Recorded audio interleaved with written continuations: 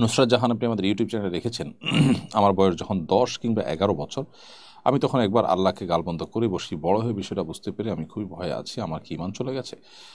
বোন নুসরাত জাহান, এটির পর তওবা করে আপনি যদি পরিপূর্ণভাবে আল্লাহ তাআলার প্রতি ঈমান নিয়ে আসেন, তাহলে সেক্ষেত্রে জোরালোভাবে আশা করা যায় যে আল্লাহ রাব্বুল আলামিন আপনার সেই তওবাকে কবুল করেছেন এবং আল্লাহ তাআলা আপনাকে মাফ করে দিবেন।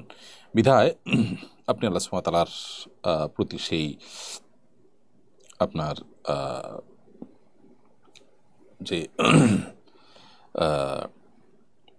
আপনার যে ভুল হয়েছে সেটার জন্য আল্লাহ সুবহানাহু ওয়া তাআলার কাছে মাপ চেয়ে তওবা ইস্তেগফার করে, তওবা নাসুহা করে আপনি নতুন করে শুরু করবেন।